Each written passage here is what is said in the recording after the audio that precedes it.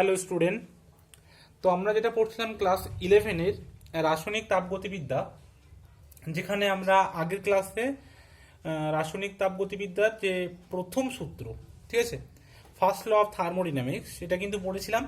আজকে যে টপিকটা আমরা পড়ব সেটা হচ্ছে এনথ্যালপির ধারণা, কনসেপ্ট অফ এনথ্যালপি। আমরা পড়বো আজকে কনসেপ্ট অফ এনথ্যালপি, ঠিক আছে, মানে এনথ্যালপির সম্পর্কে আমরা জানবো আজকে, যে এনথ্যালপি কি জিনিস, ঠিক আছে। এবং এই এনথ্যালপি সবার আগে বলে দিই, যে লেটার দ্বারা ইউজ করা হয় সেটা হচ্ছে ক্যাপিটাল এইচ, ঠিক আছে। এনথ্যালপি আমরা যে চিহ্ন দ্বারা বা যে লেটার দ্বারা প্রকাশ করব সেটা হচ্ছে ক্যাপিটাল এইচ, ঠিক আছে। দেখো এনথ্যালপিটা কি? এনথ্যালপি হচ্ছে কোনো একটা সিস্টেম বা কোনো একটা বস্তু স্থির পারিপার্শ্বিক চাপের অধীনে যে স্থির আয়তন প্রাপ্ত হয় তার জন্য কিছু শক্তির অধিকারী হয়, ঠিক আছে। এই শক্তিকে বলা হয় পিভি শক্তি। সেই পিভি শক্তির সাথে যদি আমরা আন্তর শক্তিকে যোগ করি তাহলে কিন্তু আমরা এনথ্যালপি পাবো। এবার এনথ্যালপির যদি আমরা গাণিতিক সমীকরণটা দেখি তাহলে এমন দাঁড়াবে, কি বললাম, এনথ্যালপির গাণিতিক সমীকরণ, ঠিক আছে, গাণিতিক সমীকরণ। এই সিরিয়ালটা আমরা লিখতে পারি আন্তঃশক্তি প্লাস পিভি শক্তি, এই সিরিয়াল টু ইউ প্লাস পিভি। এটা হচ্ছে এনথ্যালপির গাণিতিক সমীকরণ। এইটা কি? এইচ হচ্ছে এনথ্যালপি, ইউটা কি? ইউটা হচ্ছে ইন্টারনাল এনার্জি বা আন্তঃশক্তি, আর পিভি হচ্ছে পিভি শক্তি। দেখো এই যে আমরা এইচটা আজকে জানবো কি এনথ্যালপি সম্পর্কে।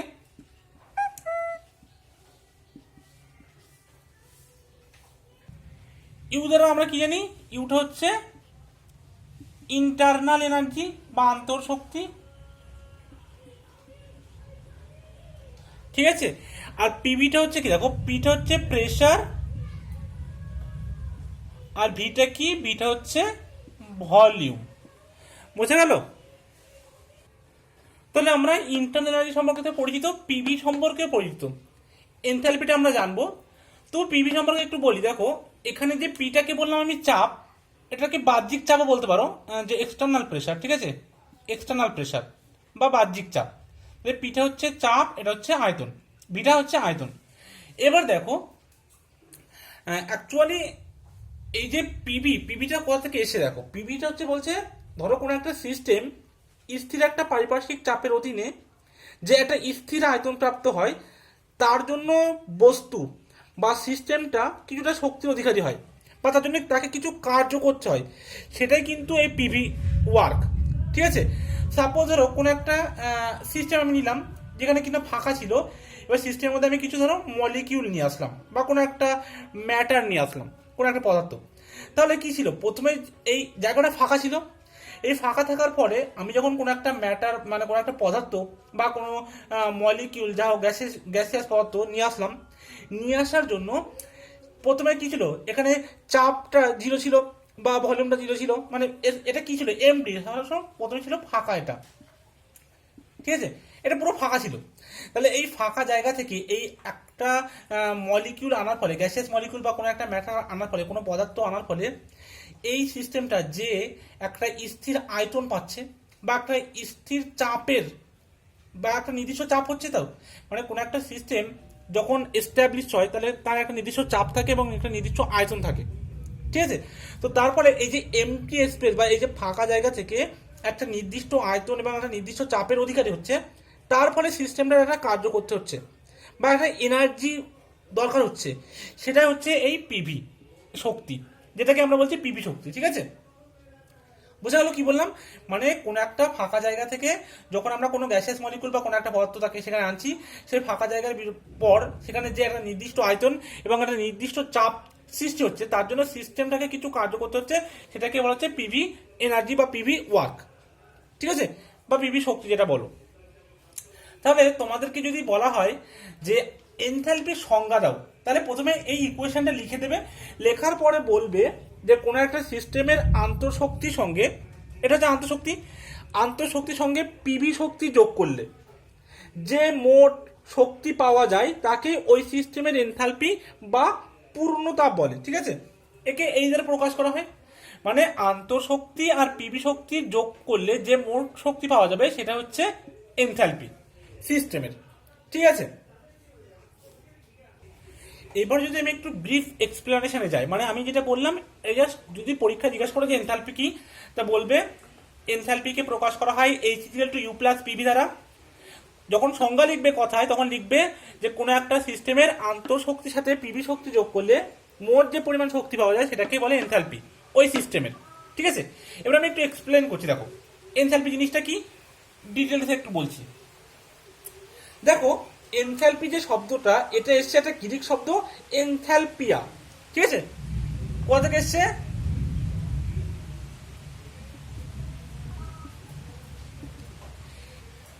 এনথালপিয়া শব্দ থেকে এসছে। ঠিক আছে,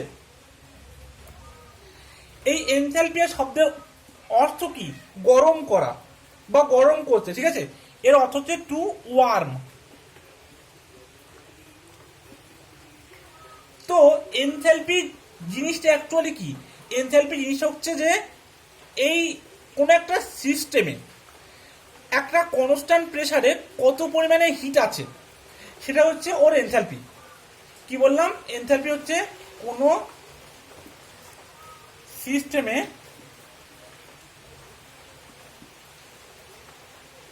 একটা কনস্ট্যান্ট প্রেসারে, ঠিক আছে, মানে নির্দিষ্ট একটা চাপে কত পরিমাণ তাপ আছে।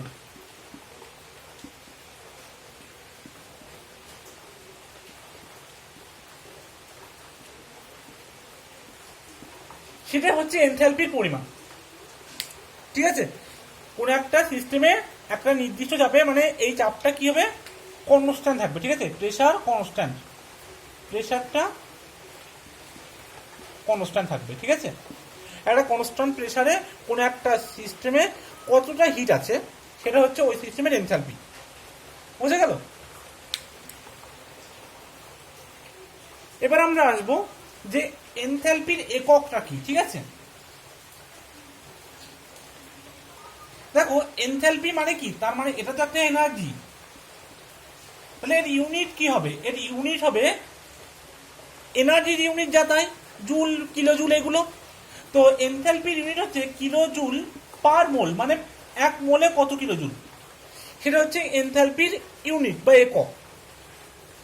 এবার দেখো তাহলে এইচ এর ইউনিট আমরা কি বার করবে? এইচ এর ইউনিট হচ্ছে ইউ প্লাস পিভি। তাহলে এটাও তো ইন্টারনাল এনার্জি, তাহলে এটাও এনার্জি, এটাও এনার্জি, এটাও কিন্তু একটা পিভি শক্তি। কিন্তু প্রেসারটা কি? দেখো প্রেসারটা হচ্ছে এটিএম এ আমরা বার করি, আর ভিটা হচ্ছে লিটারে। তো এই যে লিটার অ্যাটমসফিয়ারে যদি কখনো অ্যান্সার বার হয় 1 লিটার অ্যাটমসফিয়ার, তার মানে 101.3 জুল। ঠিক আছে, যদি কখনো লিটার এটিএম এ অ্যান্সার বার হয় সেখান থেকে জুলে কনভার্ট করবে 101.3 জুল। এবার এই জুল থেকে যদি আমরা কিলো জুলে আসতে চাই তখন এটাকে আমরা আবার 10⁻³ মানে 1000 দিয়ে ভাগ করে দেবো, দিলে আমাদের অ্যান্সারটা আসবে কিলো জুল। ঠিক আছে, এটা তখন কিলো জুল হয়ে যাবে। আচ্ছা এখানে নিচে লিখে দিই, এত জুল সমান সমান 101.3 বাই 10⁻³ কিলো জুল। ঠিক আছে, জুলটাকে 1000 দিয়ে ভাগ করে দিয়ে আমাদের কিলো জুলের অ্যান্সার বার হবে। তাহলে বোঝা গেল ইউনিটটা। এবার দেখো, এবার আমরা আসবো এই যে এনথালপি, এটা দুটো কন্ডিশনে ব্যবহার হয়, একটা হচ্ছে কনস্ট্যান্ট ভলিউমে, একটা হচ্ছে কনস্ট্যান্ট প্রেসারে। এবার আমরা সচরাচর যে সমস্ত রিয়াকশনগুলো দেখি প্রকৃতিতে বা রাসায়নিক বিক্রিয়া যেগুলো দেখি, সেগুলো কিন্তু সবই কি হয়, 90% কেসের ক্ষেত্রে কনস্ট্যান্ট প্রেসারে হয়। ঠিক আছে, কি বললাম? 90% কেসে কনস্ট্যান্ট প্রেসারে করা হয়, মানে যেখানে কি না স্থির চাপে সংঘটিত হয় সেক্ষেত্রে দেখো কি হবে, তবে অবশ্যই এখানে কি করতে হবে, চাপ আয়তনিক কার্য সম্পাদিত হবে। যে সিস্টেমটা সেখানে চাপ আয়তন মানে এই যে পিভি ওয়ার্ক সম্পন্ন হতে হবে। এবার সেখানে যদি 90% কেস কনস্ট্যান্ট প্রেসারে হয়, তাহলে আমরা এটাকে যদি পরিবর্তন দেখতে চাই, তখন আমরা কি দেখব, delta H is equal to delta U plus delta PV. ঠিক আছে, এবার এটা দেখো যদি কনস্ট্যান্ট প্রেসার হয়, আমি একটা বললাম এটা কি হবে, একটা হতে পারে প্রেসার কনস্ট্যান্ট। যদি প্রেসার কনস্ট্যান্ট হয় তখন সেটা কি লিখবো আমরা, তখন সেটা লিখবো delta H is equal to delta U plus যেটা কনস্ট্যান্ট সেটা বাইরে আনবো পি ডেল্টা ভি। আর যদি 10% ক্ষেত্রে ভলিউম কনস্ট্যান্ট থাকে, তো যদি ভলিউম কনস্ট্যান্ট কোথাও বলে দেয় যে ভলিউম কনস্ট্যান্ট, সেক্ষেত্রে আমরা লিখবো delta H is equal to delta U plus, তখন ভিটা বাইরে আসবে যেটা কনস্ট্যান্ট, ভি ডেল্টা পি। ঠিক আছে, কিন্তু আমি কি বললাম 90% কেস কিন্তু এটাতেই হয়। ঠিক আছে, ভেরি ভেরি ইম্পর্টেন্ট এটা, বুঝে গেল? মানে আমরা প্রকৃতিতে বা রাসায়নিকে যে যত রাসায়নিক বিক্রিয়া দেখি সেগুলো বেশিরভাগ কিন্তু কনস্ট্যান্ট প্রেসারে সংঘটিত হয়। দেখবে আমরা যখন কোনো প্রবলেম বা ম্যাথ সলভ করব তখন বেশিরভাগ ক্ষেত্রে কিন্তু আমাদের এটাই থাকবে যে কনস্ট্যান্ট প্রেসারে। আরো একটা কেস হতে পারে যেখানে প্রেসার এবং ভলিউম দুটো ভেরিয়েবল থাকবে।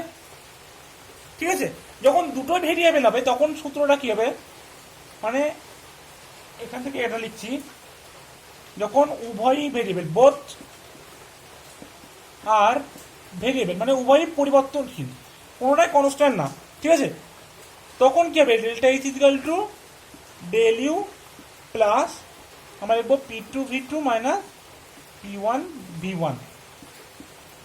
এটা কখন হবে বললাম, যখন উভয়ই পরিবর্তনশীল, মানে প্রেসারও কনস্ট্যান্ট না ভলিউমটাও কনস্ট্যান্ট না, দুটোই চেঞ্জ হচ্ছে, তখন আমরা লিখবো এটা delta equal to delta U plus P two V two minus P one V one. ঠিক আছে, তাহলে দেখো আমরা যা যা পড়লাম একবার বলে রিপিট করা যাক। ঠিক আছে, আমরা পড়লাম যে এনথ্যালপি কি, ঠিক আছে, তারপর পড়লাম আমরা এনথ্যালপি একক, তারপর পড়লাম এনথ্যালপি প্রকাশ করার বিভিন্ন পদ্ধতি। যদি কোনো একটা সিস্টেম সেটা কনস্ট্যান্ট প্রেসারে হয় তখন কীভাবে প্রকাশ করবো, যদি কনস্ট্যান্ট ভলিউম হয় তখন কীভাবে প্রকাশ করবো, বা দুটো মানে ভেরিয়েবল হয় মানে প্রেসার ভলিউম দুটো চেঞ্জ হচ্ছে, সেক্ষেত্রে আমরা কি করবো। তাই তিনটে কন্ডিশন আমরা পড়ে নিলাম। ঠিক আছে, তাহলে দেখো এবার আমরা পড়বো এনথ্যালপির বৈশিষ্ট্য। তাহলে এটা মুছে দিলাম, সবাই হেডিং দাও এনথ্যালপির বৈশিষ্ট্য। দেখো এনথ্যালপির বৈশিষ্ট্য প্রথমে আমরা যেটা পড়বো যে এনথ্যালপির বৈশিষ্ট্য বা ক্যারেক্টারিস্টিক্স অফ এনথ্যালপি। এক নম্বর কি, এনথ্যালপিটা একটা অবস্থার অপেক্ষক। কি বললাম, এনথ্যালপিটা একটা অবস্থার অপেক্ষক, যেটাকে আমরা স্টেট ফাংশন বলি। কি বলি আমরা, স্টেট ফাংশন। দেখো সংজ্ঞা অনুযায়ী কি, এইচ ইজ ইকুয়াল টু কি, ইউ প্লাস পিভি। তো এইচ ইকুয়াল টু যদি ইউ প্লাস পিভি হয়, তাহলে এই ইউ ইন্টারনাল তোমাদেরকে পড়েছি এটা কি স্টেট ফাংশন, প্রেসার এটা স্টেট ফাংশন, ভলিউম এটা স্টেট ফাংশন। তাহলে দেখাচ্ছে এই যে তিনটে রাশি স্টেট ফাংশন, তাহলে এনথ্যালপি নিজেও একটা স্টেট ফাংশন।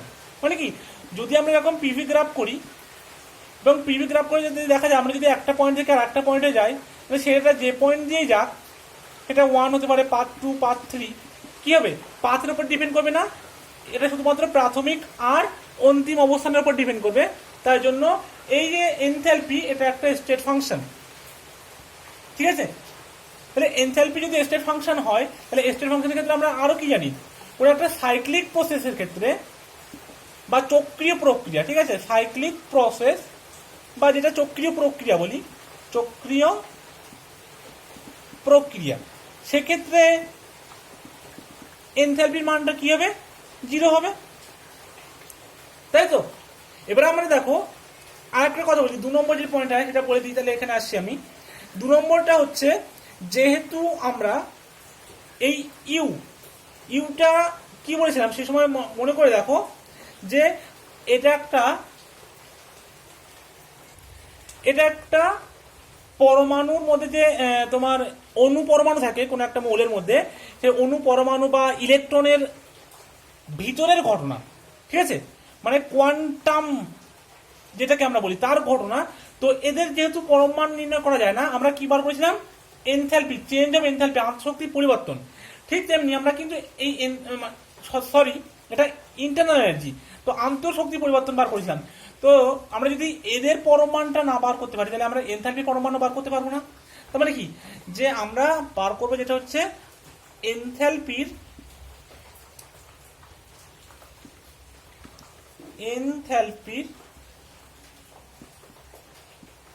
পরমাণ আমরা নির্ণয় করতে পারি না। তার কারণ কি, কারণ যেহেতু আমরা এই ইউ এর পরমাণ নির্ণয় করতে পারি না, সেই জন্য তাহলে আমরা এটার কি মান বার করব না, এনথ্যালপি, চেঞ্জ অফ এনথ্যালপি, এনথ্যালপির পরিবর্তন ডেল এইচ যেটাকে আমরা বলি, তার মানটা নির্ণয় করব। তো এই ডেল্টা এইচ ইকুয়াল টু কি লিখতে পারি আমরা, delta U plus delta PV. তো সাইক্লিক প্রসেস যেটা বলছিলাম, সাইক্লিক প্রসেসের ক্ষেত্রে ডেল্টা এইচ এর মানটা কি হবে, 0, কারণ যেহেতু এই এনথ্যালপি একটা স্টেট ফাংশন। আমরা দেখো অনেকবারই করেছিলাম যে স্টেট ফাংশনের ক্ষেত্রে কি হয়, শুধুমাত্র প্রাথমিক আর অন্তিম অবস্থার উপর ডিপেন্ড করে। তো যদি কোনো একটা সিস্টেমের প্রাথমিক আর অন্তিম অবস্থা সেম হয়, তাহলে তাদের ক্ষেত্রে ডেল এইচ এর মান 0 হয়, এটা আমি আগে বলেছিলাম। তো সেই জন্য এনথ্যালপির যে পরিবর্তন সাইক্লিক প্রসেসের ক্ষেত্রে সেটা কিন্তু 0, ঠিক আছে, এটা একটু মাথায় রাখবে। আর একটা কি দেখো, আর একটা যেটা আছে সেটা হচ্ছে যে এনথ্যালপি একটা এক্সটেন্সিভ প্রপার্টি বা পরিমাণগত ধর্ম, ঠিক আছে। কেন দেখো পরিমাণগত ধর্ম, কারণ দেখো এই যে ইউ ইন্টারনাল এনার্জি, এটা কিন্তু একটা পরিমাণগত ধর্ম। কারণ বলেছিলাম দেখো, মনে করে দেখো, যদি কোনো একটা পদার্থের মধ্যে অণু পরমাণুর সংখ্যা বেড়ে যায়, ঠিক আছে, যদি পদার্থের পরিমাণটা বেড়ে যায় তাহলে ইন্টারনাল এনার্জি বেড়ে যায়। সেই জন্য তাহলে এটাও কি হবে, এটাও একটা এক্সটেন্সিভ প্রপার্টি বা পরিমাণগত ধর্ম হবে। বা কোনো একটা যদি ছোট পদার্থ একটা বড় পদার্থ, তাহলে বড় পদার্থের আয়তন নিশ্চয়ই বেশি হবে, ঠিক আছে, ছোট পদার্থ থেকে। তাহলে আয়তন যদি বেশি হয় তাহলে পিভির মানটা বেশি হবে, তাহলে এনথ্যালপির মানটা বেশি হবে। তাহলে এখান থেকে বলা হচ্ছে যে এনথ্যালপি এইচ, এনথ্যালপি এটা একটা পরিমাণগত, এটি পরিমাণগত ধর্ম, ঠিক আছে, এটা কিন্তু অবস্থাগত ধর্ম, এটা হচ্ছে পরিমাণগত, ঠিক আছে। তাহলে বোঝা গেল। তাহলে কি বললাম, আর একবার বলছি, এটা একটা অবস্থার অপেক্ষক, কারণ যেহেতু তোমার এই বলেছি ইউপিভি, এই তিনটে যে রাশি আছে ইউপিভি, এটা সবাই কিন্তু তোমার অবস্থার অপেক্ষক, সেই জন্য এইচটা একটা অবস্থার অপেক্ষক, ঠিক আছে। এটা স্টেট ফাংশন, এইচটা তোমার পাথের উপর ডিপেন্ড করে না, পাথ ইন্ডিপেন্ডেন্ট, তাই জন্য এটাকে স্টেট ফাংশন বলে। আর যে কোনো স্টেট ফাংশনের ক্ষেত্রে তার যদি চেঞ্জ বার করি, ডেল্টা এইচ এর মান কিন্তু 0 হয়। স্টেট ফাংশনের সাইক্লিক প্রসেসের ক্ষেত্রে ডেল্টা এইচ এর মান 0। তা বলছি এনথ্যালপি পরমাণ বার করা যায় না, কারণ ইউ এর পরমাণ বার করা যায় না, সেই জন্য আমরা এনথ্যালপির পরমাণ বার করতে পারি না, ঠিক আছে। তারপরে কি বললাম, যে এনথ্যালপি একটা পরিমাণগত ধর্ম, কারণ ইউটা একটা পরিমাণগত ধর্ম, ঠিক আছে। কারণ কোনো একটা মৌলের মধ্যে পরমাণু অনুপরমাণু সংখ্যা যদি বেড়ে যায়, বা কোনো একটা পদার্থের আকার যদি বেড়ে যায়, তাহলে তার ভলিউম বাড়বে, ভলিউম যদি বাড়ে এনথ্যালপি বাড়বে, সেই জন্য এটা পরিমাণের উপর কিন্তু ডিপেন্ড করে। তাহলে এই ছিল এনথ্যালপির বৈশিষ্ট্য। এবার আমরা যেটা পড়বো সেটা হচ্ছে তাপগতিবিদ্যার প্রথম সূত্রের সাহায্যে এনথ্যালপিটা আমরা কিভাবে প্রকাশ করতে পারি, ঠিক আছে, enthalpy in terms of first law of thermodynamics, ঠিক আছে। তো দেখো আমরা কি জানি, এনথ্যালপি ইকুয়াল আমরা কি লিখলাম, এটা কিন্তু সবাই ভালো করে লক্ষ্য করবে, কারণ এটা আগের দিন একজন জিজ্ঞেস করেছিল কোশ্চেনটা, যে আমরা জানি H equal to U plus PV. এবার যেহেতু আমরা এইচটাকে নির্ণয় করতে পারি, আমরা বার করতে পারি কি, delta H equal to del U plus del PV, তাই তো। এইবার যদি কনস্ট্যান্ট প্রেসার হয়, মানে অ্যাট কনস্ট্যান্ট প্রেসার, মানে স্থির চাপে, ঠিক আছে, কি বললাম, স্থির চাপে যদি চাপটা স্থির থাকে, সেক্ষেত্রে আমরা এটাকে কি লিখতে পারি, delta H equal to delta U, যেটা স্থির থাকবে সেটা বাইরে আসবে, তাহলে পি ডেল্টা বি, ঠিক আছে। তো এটা মনে রাখবে, delta is equal to delta U plus P delta V. এবার দেখো ফার্স্ট ল অফ থার্মোডাইনামিক্স আমরা কি জানি, যে delta U is equal to Q plus W, এটা তোমাদেরকে শিখিয়েছিলাম আমি, ঠিক আছে। এবারে এখানে যদি আমরা প্রেশারটাকে কনস্ট্যান্ট করে দিই, আচ্ছা তার আগে আমরা লিখে দিই, দেখো delta U is equal to আমরা আবার কি লিখতে পারি, delta is equal to Q minus W is equal to কি minus P external into V, তাই তো আমরা কি লিখতে পারি, W is equal to minus P external into V বা পি ডেল্টা ভি, ঠিক আছে, এটা লিখতে পারি, এটা তোমাকে শিখেছিলাম। তো সেখানে আমরা লিখবো ডব্লিউ জায়গায় minus P external into delta V, P external into delta V. এবার দেখো তাহলে আমরা কি লিখতে পারি, delta U is equal two QP minus P external into delta V. এখান থেকে যদি আমরা অ্যাট কনস্ট্যান্ট প্রেশার, মানে এখানে যদি আমরা স্থির চাপ করে দিই, স্থির চাপে এই মানটা কি হবে, দেখো স্থির চাপে আমরা লিখতে পারি তাহলে delta U is equal two QP minus P delta V. এখান থেকে কিউপির মানটা কি করবো, কিউপি মানটা এবার নিয়ে আসবো, QP is equal to delta U plus P delta V. তাহলে দেখো এটা যদি আমরা 1 নম্বর ইকুয়েশন দিই, এটাকে যদি আমরা 2 নম্বর ইকুয়েশন দিই, তাহলে 1 আর 2 নম্বর ইকুয়েশনে কি দেখতে পাচ্ছি, এই যে রাইট হ্যান্ড সাইডে যেটা আছে, right hand side delta U plus P delta V, এখানেও delta U plus P delta V, তাহলে দুটো সমান। তাহলে এর থেকে কি লিখতে পারি, তাহলে এই যে লেফট হ্যান্ড সাইডে যে দুটো আছে সেটা দুটো সমান, তাহলে আমরা লিখতে পারি ফ্রম ইকুয়েশন 1 and 2, ঠিক আছে, 1 নম্বর আর 2 নম্বর সমীকরণ লিখতে পারি delta H is equal two QP. এটা প্রুফ হয়ে গেল যে delta is equal two QP. তাহলে আমরা থার্মোডাইনামিক্সের প্রথম সূত্র, মানে তাপগতিবিদ্যার যে প্রথম সূত্র, সেখান থেকে আমরা এনথালপিটা কি হিসেবে লিখতে পারি, যে delta is equal two QP, ঠিক আছে। তাহলে দেখো তোমরা আগের দিন জিজ্ঞাসা করেছিলে যে আদর্শ গ্যাসের ক্ষেত্রে যে সিপি আর সিবির একটা রিলেশন ছিল, সম্পর্ক, সেখানে এমন ছিল, তাহলে এটা আমি কিন্তু এক্সাইটটা মুছে দিচ্ছি, ঠিক আছে, এটা থাক, এটা মুছে দিচ্ছি একটু, মানে একটা সম্পর্ক এরকম লেখা ছিল। তো তোমরা জিজ্ঞাসা করেছিলে যে D U is equal to বা D H is equal to CP DT, এটা তোমরা কেউ একজন জিজ্ঞাসা করেছিলে, যেটা বুঝতে পারছিলে না। দেখো এইটা কোথা থেকে এসছে, এটা এসছে দেখো, যেহেতু আমরা কি জানলাম যে ডেল্টা এইচ অ্যাট কনস্ট্যান্ট প্রেসারে ইজ ইকাল টু কিউপি, বা এটাকে আমরা যদি এরকম লিখি D H is equal to D Q at constant P, এটা লিখতে পারি আমরা। ডেল্টা হচ্ছে বৃহৎ পরিবর্তন, ডিটা হচ্ছে ক্ষুদ্র পরিবর্তনের জন্য, মানে উভয়কে আমি যদি ডেরিভেটিভ করি, এখানে লেখা হবে D H is equal to D Q at constant P, হচ্ছে ডি কিউ। এটা কি মানে কি শর্ত হচ্ছে, এটা কনস্ট্যান্ট প্রেসার হচ্ছে, ঠিক আছে, স্থির চাপে। এবার দেখো আমরা সংজ্ঞা অনুযায়ী সিপি ইজ ইকুয়াল টু কি বলতে পারি, CP CP is equal to বলতে পারি যে CP is equal to D Q by DT at constant P, তাই তো। এবার দেখো এটা ছিল সংজ্ঞা অনুযায়ী, এই যে D Q at constant P, এটার মানে কি, D Q at constant P মানে ডিএইচ, তাহলে এখানে লিখতে পারি ডিএইচ বাই ডিটি। তাহলে এখান থেকে যদি সিপি ইজ ইকুয়াল টু লেখা যায় ডিএইচ বাই ডিটি, তাহলে ডিএইচ ইজ ইকুয়াল কি লিখতে পারি আমরা, যে DH is equal to CP into DT. আশা করি নিশ্চয়ই এবার ক্লিয়ার হয়েছে যে কিভাবে এই ইকুয়েশনটা এসছে। দেখো সংজ্ঞা অনুযায়ী সিপি ইজ ইকুয়াল টু কি, CP is equal to D Q by DT at constant pressure. আবার সিপি মানে কি, সিপি মানে এই যে D Q at constant P মানে হচ্ছে ডিএইচ, এটা হচ্ছে থার্মোডাইনামিক্সের ফার্স্ট ল থেকে এসছে। এই D Q at constant P জায়গায় আমি লিখেছি ডিএইচ, তা ডিএইচ ইজ ইকুয়াল টু কি, সিপি ইন্টু ডিটি, ঠিক আছে। তাহলে DH is equal to CP into DT. এই একটা জিজ্ঞাসা করেছিলে, আরো একটা জিজ্ঞাসা করেছিলে, সেটা হচ্ছে DU is equal to CV DT, ওটাও কিন্তু সেম ভাবে আসবে, ঠিক আছে, সেটা একটু বাদে বলছি। দেখো আর একটা যেটা জিজ্ঞাসা করেছিলে সেটা দেখো বলছি, তো এটা একটু মুছে দিচ্ছি, তাহলে এটা হয়ে গেছে, এটা মুছছি। হ্যাঁ দেখো আর একটা ইকুয়েশন ছিল সেখানে, সেখানে ছিল একটা DU is equal to CV DT, তো সেটা কোথা থেকে এসছে। দেখো আমরা কি জানি যে delta U is equal to Q plus W আর W is equal to minus P delta V, এটা আমরা জানি। তাহলে যদি কনস্ট্যান্ট ভলিউম হয়, মানে এবার যদি ভলিউম কনস্ট্যান্ট থাকে, ভলিউম কনস্ট্যান্ট রাখলে তাহলে ডেল্টা ভির মানটা 0 হবে। তাহলে আমরা লিখতে পারি delta U equal to Q V, মানে ভলিউম কনস্ট্যান্ট যেহেতু। এইবারে দেখো এই ইকুয়েশনটা আমরা ইউজ করব। আচ্ছা, এটাকে আমরা এই ফর্মে লিখবো যে DU is equal to DQ at constant V, এরকম লিখতে পারি। এবার এটাকে আমরা ইউজ করব সিবির সংজ্ঞা অনুযায়ী যে ফর্মুলা আছে, ঠিক আছে। ফ্রম ডেফিনেশন আমরা কি জানি, CV is equal to DQ by DT at constant V, যেহেতু ভলিউম কনস্ট্যান্ট।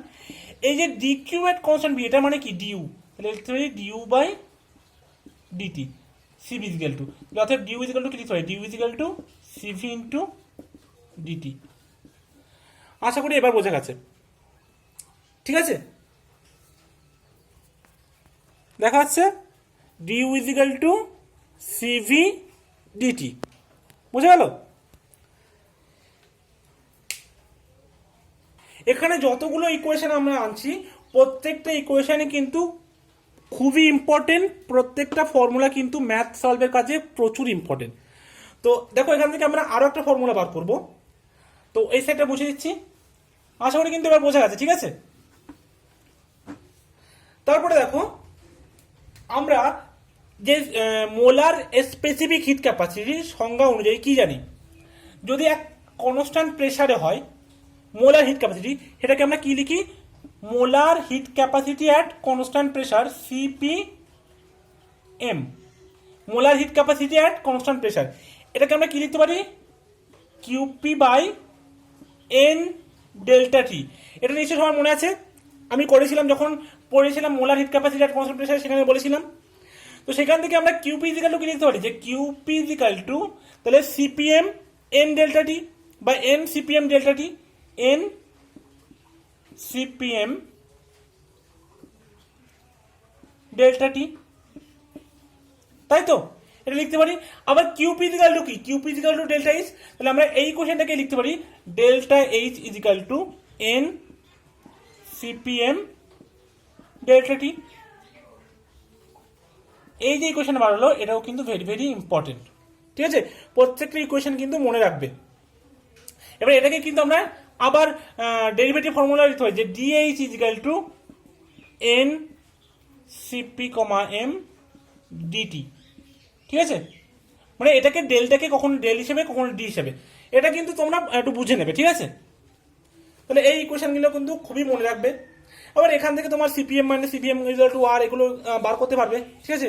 ওই যে তোমাদের ডিগ্রি অফ যে ফ্রি আছে তোমাদের ফ্রিডম, সেখান থেকেও কিন্তু অনেকগুলো মান কিন্তু বার করতে পারবে।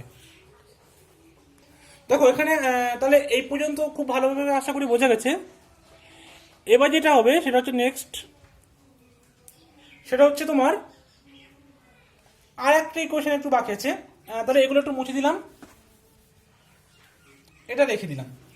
দেখো এবার আমরা যেটা জানি কোন একটা গ্যাসের ক্ষেত্রে আরেকটা ইকুয়েশন নিশ্চয় সবার জানা আছে, তোমাদের নিশ্চয় গ্যাস চ্যাপ্টার পড়া হয়েছে, পিভি ইকুয়াল টু এনআরটি। এখানে আরটা কি, আরটা হচ্ছে তোমার কনস্ট্যান্ট, একটা গ্যাস কনস্ট্যান্ট বলে যেটাকে, আর এইটি টেম্পারেচার এটাও একটা কনস্ট্যান্ট থাকে, ঠিক আছে। কারণ কি দেখো মোস্ট অফ দ্য রিয়াকশন মানে বেশিরভাগ রিয়াকশন কি করা হয়, constant pressure and constant temperature, এই দুটো কিন্তু কনস্ট্যান্ট রাখা হয় বেশিরভাগ রিয়াকশনের ক্ষেত্রে, ঠিক আছে। তো সেক্ষেত্রে দেখো আমরা যদি এই পিভি জায়গায় এই এনআরটি এই মানটা বসাই, এটা তো গ্যাসের ল, পিভি ইকুয়াল টু এনআরটি সবাই নিশ্চয় জানো, সেই মানটা যদি বসাই তাহলে কি হচ্ছে দেখো, del U plus delta N R T. এটা কোথায় খাটবে, এটা গ্যাসের ক্ষেত্রে, ঠিক আছে, গ্যাস, ঠিক আছে। তো দেখো এই গ্যাসের ক্ষেত্রে আমরা কি বলেছিলাম, যেগুলো কনস্ট্যান্ট থাকে সেই কনস্ট্যান্টগুলো ডেলের বাইরে আসে, আর যেগুলো কনস্ট্যান্ট না, যেগুলো ভেরিয়েবল, সেগুলো ডেলের সাথে থাকে। তাহলে এখানে আরটা কনস্ট্যান্ট, টিটা কনস্ট্যান্ট, তাহলে আমরা এখানে লিখতে পারি delta U equal to delta N R T, ঠিক আছে। এই এনটা কি, এনটা হচ্ছে নাম্বার অফ মোলস, যেটা কিন্তু ভ্যারি করতে পারে, এবং এটা কিসের ক্ষেত্রে না, গ্যাসের জন্য। তাহলে এখানে একটা জি লিখে দেবো, ডেল্টা এন জি আর টি। তাহলে এই কোশ্চেনটা একটু মনে রাখবে, delta is equal to del U plus del N R G, ঠিক আছে, delta N N G R T, very very important, ঠিক আছে, এটা একটু মনে রাখবে। এই এনজিটা কি বললাম, এনজিটা হচ্ছে number of moles, number of মোলসের পরিবর্তন। দেখো এই ডেল্টা এনজি কি বার করতে হয়, ডেল্টা এনজিটা বার করতে হয় প্রোডাক্ট মাইনাস রিয়াক্ট্যান্টের মোল সংখ্যা, কাদের না গ্যাসের। এই কথা কিন্তু মনে রাখতে হবে, কোনো একটা রিয়াকশন যদি সলিড থাকে লিকুইড থাকে তাদের কিন্তু মোল সংখ্যা আমরা বার করব না, আমরা ডিফারেন্সটা কাজে বার করবো অনলি ফর গ্যাসের, জি ফর গ্যাস। সাপোজ একটা রিয়াকশন দিয়েছে যে N2 প্লাস H2 থেকে অ্যামোনিয়া, N2 প্লাস H2 কে অ্যামোনিয়া। আচ্ছা এখানে ব্যালেন্সটা করে নিই 2N, ঠিক আছে। দেখো এইগুলো প্রত্যেকটা ধরো এখানে বলে দিচ্ছে এটা N2টা গ্যাস, H2 টা গ্যাস, অ্যামোনিয়াটাও গ্যাস বলে দিয়েছে ধরো। তাহলে এক্ষেত্রে আমরা যদি ডেল্টা এনজির মানটা বার করি, তারপরে সে প্রোডাক্টের মোল সংখ্যা, প্রোডাক্ট মানে এটা এ কত মোল নিয়েছে 2 মোল, তার আমরা লিখবো 2 মাইনাস বলছে রিয়াক্ট্যান্টের মোল সংখ্যা, রিয়াক্ট্যান্ট করা আছে এখানে 3 মোল, এখানে কোশ্চেনে মানে 1 মোল, তাহলে 3 আর 1 4, 2 মাইনাস 4 মানে -2, তাহলে ডেল্টা এনজির মান কিন্তু -2 বার হলো। ঠিক আছে, এটা মনে রাখবে যে মোল সংখ্যাটা কি বার করা হয়। তাহলে আজকে এই পর্যন্ত থাকলো। এনথ্যালপি সম্পর্কে আরো ডিটেলস আসবে, কারণ এনথ্যালপিটা আমাদের একটা বড় টপিক, এনথ্যালপি সম্পর্কে আরো যাবতীয় আছে, সেগুলো আমরা নেক্সট ক্লাসে আলোচনা করব। আজকে আপাতত এই পর্যন্ত থাকলো।